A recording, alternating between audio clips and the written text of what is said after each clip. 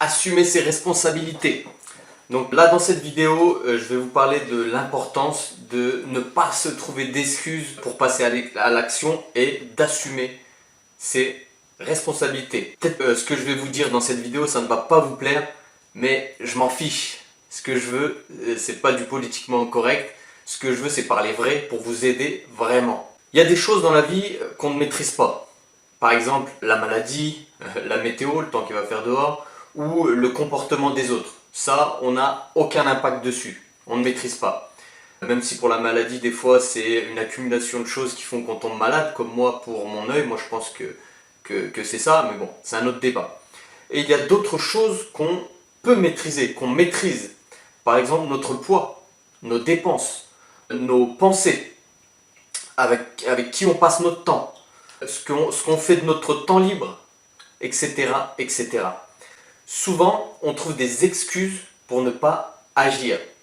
Par exemple, les excuses que j'entends le plus souvent, c'est « les enfants me prennent trop de temps, je ne suis pas riche pour investir » ou « mes enfants me maltraitent, le racisme m'empêche de réussir, la crise économique, les politiques sont corrompus, la malchance, les injustices, etc. etc. » Il y a souvent ces excuses-là qui font que les gens ne passent pas à l'action. Souvent, c'est ce qu'ils me disent. Après, il y en a bien d'autres, mais voilà, je vous parle des principales. Et c'est ce que je dis souvent, les losers trouvent des excuses et les gagnants trouvent des solutions. Je ne dis pas que toutes ces excuses-là sont fausses, mais on a tous 24 heures dans une journée. Si tu veux vraiment faire quelque chose, eh ben, tu trouves des solutions. Un loser, c'est pas forcément une personne pauvre, hein, aucun rapport. C'est une personne qui vit en dessous de son potentiel. Et à contrario, un gagnant, ce n'est pas forcément une personne riche. C'est une personne qui réagit et fait les choses dans le bon sens. Je ne veux pas dénigrer qui que ce soit, mais je veux marquer les esprits en disant ça. C'est super important. Les perdants, souvent, ils trouvent des prétextes. Ils déchargent leurs responsabilités sur les autres. Vous êtes obèse? C'est sans doute à cause de votre alimentation et non à cause de vos gènes. Puisque j'ai dit ça, je l'ai déjà entendu. Je suis gros parce que c'est dans les gènes, c'est dans nos gènes. Pas vrai.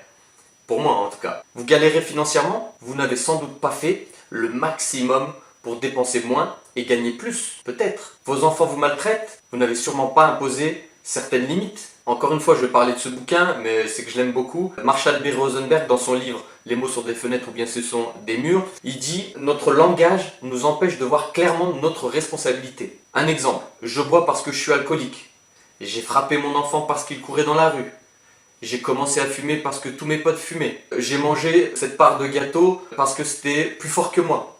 Toutes ces expressions qu'on emploie rejettent la faute sur quelqu'un d'autre ou sur des forces impersonnelles et surtout vagues. Exemple, c'est la pression sociale qui pousse le fumeur à fumer.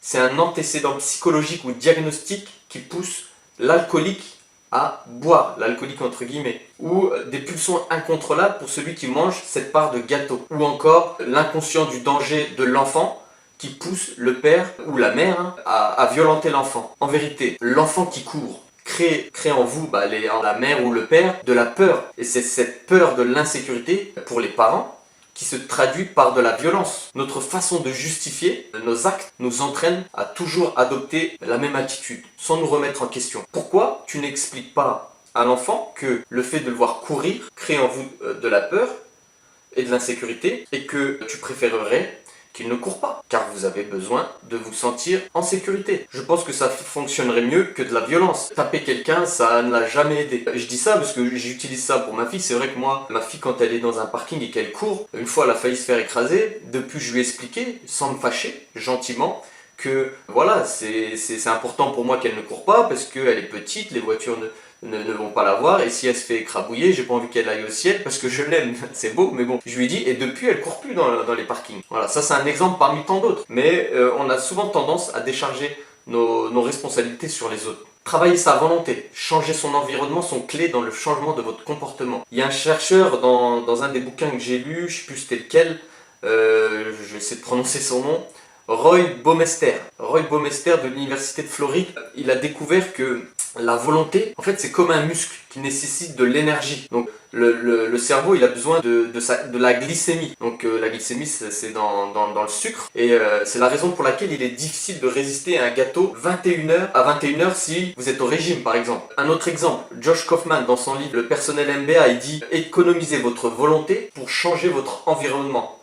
Et vous aurez assez en réserve à chaque fois qu'une inhibition sera nécessaire. » Je dérive un petit peu, mais tout ça pour vous dire que ce qu'il faut faire, c'est changer votre environnement pour pouvoir changer. Parce que ça va nécessiter moins de volonté. Donc qui dit moins de volonté, dit moins d'énergie dépensée. Et si vous n'avez plus d'énergie pour travailler votre volonté, eh ben, vous avez de fortes chances de craquer.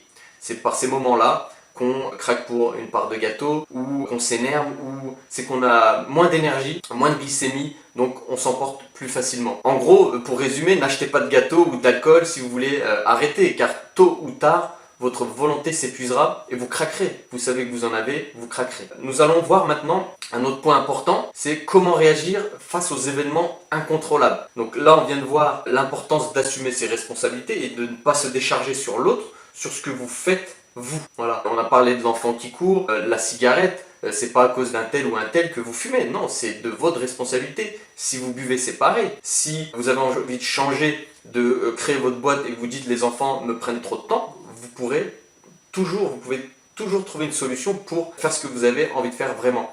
Donc ça, c'est des excuses.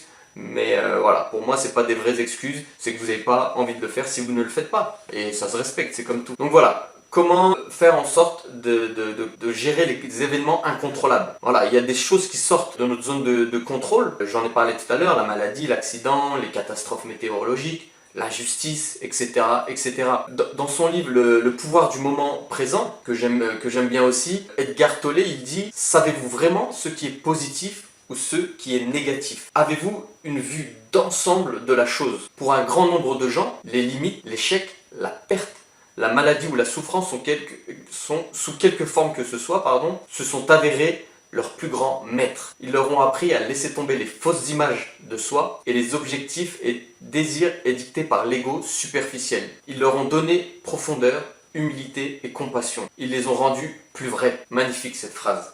Et quand j'ai lu cette phrase, ça m'a rappelé mon histoire avec cette maladie. Sur le coup, quand je suis tombé malade, j'avais pas cette vision d'ensemble. Voilà, j'étais déprimé, je me disais pourquoi c'est tombé sur moi. Je venais d'avoir un enfant, ma femme qui fait un baby blues, juste derrière je tombe malade. Et voilà, donc pour moi ça a été un salut parce que, comme je l'ai dit dans les vidéos précédentes, j'aurais pu continuer à travailler chez Generali, travailler dur, dépenser beaucoup et continuer, ainsi de suite. Mais voilà, ça m'est arrivé pendant que j'étais jeune, et tant mieux parce que ça m'a remis en question. Et aujourd'hui, voilà, je suis ici face à vous, en train de tourner cette vidéo et faire cette formation pour aider un maximum de monde. Donc ça, je pense que je l'aurais jamais fait sans cette maladie. C'est pas que je remercie ce coup du sort, mais voilà, il faut avoir une vision d'ensemble derrière chaque malheur, entre guillemets, parce que c'est pas vraiment un malheur, c'est comme ça, c'est un événement incontrôlable, se cache un bonheur équivalent ou supérieur. Donc c'est pour ça que j'ai décidé de vous retransmettre cette citation, car je la trouve magnifique.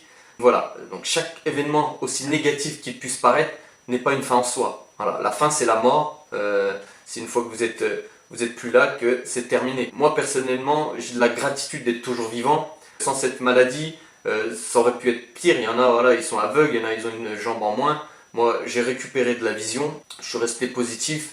Et aujourd'hui, voilà, ça se passe super bien, quoi.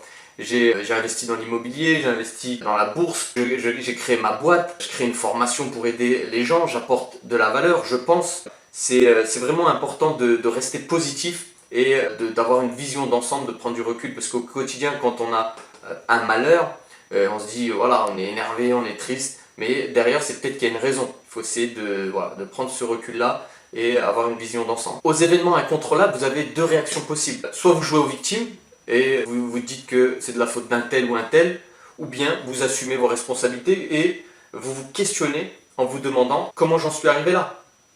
Comment sortir de cette situation? Est-ce que je suis responsable? Si c'est un événement incontrôlable comme la maladie, il faut rester positif parce que le mental joue un rôle énorme dans votre guérison. En cas de maladie, si c'est une maladie, si vous arrive un événement contrôlable, faites en sorte de réagir de la meilleure façon pour créer un résultat positif. Vous êtes celui qui décide.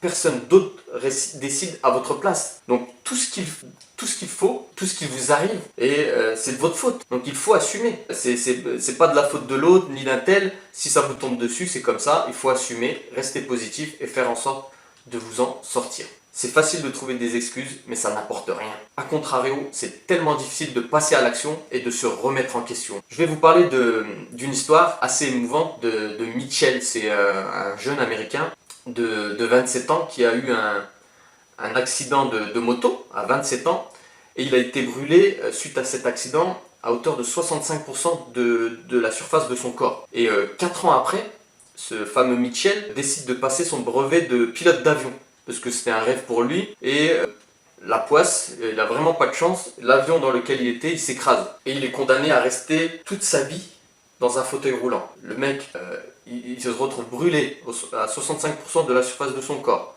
Il continue à avoir de l'espoir, il fait des cours de pilote d'avion, l'avion s'écrase et il finit en fauteuil roulant. Sérieusement, qu'est-ce que vous aurez fait à sa place, à la place de ce mec-là?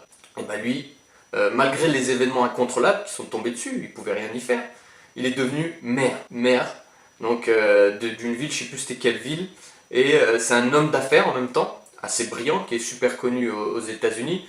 Et en parallèle, c'est un écologiste qui a fait plusieurs fois des témoignages devant le Congrès américain. Et il est aussi auteur de plusieurs livres à succès, et c'est même le héros d'une série télévisée. Sa devise, son mantra à ce monsieur-là, c'est « Ce n'est pas ce qui vous arrive qui est important, mais ce que vous en faites. » Magnifique, cette histoire. Et cette citation, pardon. Il dit aussi « Avant d'être paralysé, je pouvais faire 10 000 choses. Aujourd'hui, je peux en faire seulement 9 000. J'ai le choix de m'appesantir sur les 1000 choses que je ne peux plus faire ou me concentrer sur les 9 000 autres choses qui me restent et que je peux faire. » Magnifique comme citation encore une fois. Vous avez le choix soit de vous concentrer sur ce que vous ne pouvez plus faire à cause de cet événement qui vous est arrivé, ou soit vous concentrer sur ce que vous pouvez toujours faire, malgré cet événement-là. La solidité, sa détermination, ça lui a permis de faire un changement énorme dans sa vie. Il a une force positive pour affronter l'impossible hors norme. Voilà, c'est quelqu'un de super fort mentalement, mais si lui l'a fait, tout le monde peut le faire. Et il y a toujours pire que soi. Il est toujours en vie, il exprime de la gratitude et il continue à avancer et à réaliser ses rêves. Et je pense qu'il a une ambition de changer le monde. C'est un écologiste, un écrivain, il transmet pas mal de choses pour aider un maximum de gens et ça je trouve magnifique. Votre sagesse va vous permettre de reconnaître les événements contrôlables et les événements incontrôlables. Et votre réaction à ces événements va déterminer le résultat, positif ou négatif. Retenez bien que c'est votre réaction à un événement qui déterminera si cet événement était négatif ou positif, et non l'événement lui-même. C'est ce que j'ai dit tout à l'heure. Si vous tombez malade, c'est votre réaction qui fera si cette maladie est positive ou négative pour vous. Déjà mentalement, si vous êtes positif, vous allez guérir plus facilement, et derrière ça, vous allez essayer de trouver des solutions pour changer tout en assumant vos responsabilités. Voilà, cette vidéo est terminée.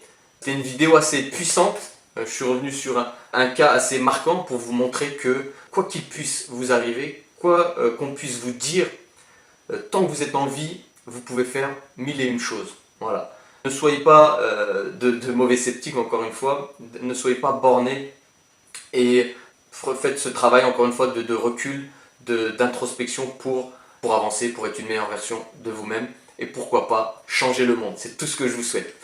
Donc dans la prochaine vidéo, je vais vous parler de comment contrôler ses réactions, comment contrôler sa façon de parler, de réagir et différentes choses, vous allez voir, c'est super intéressant aussi. Donc je vous dis à très vite, ciao ciao ciao.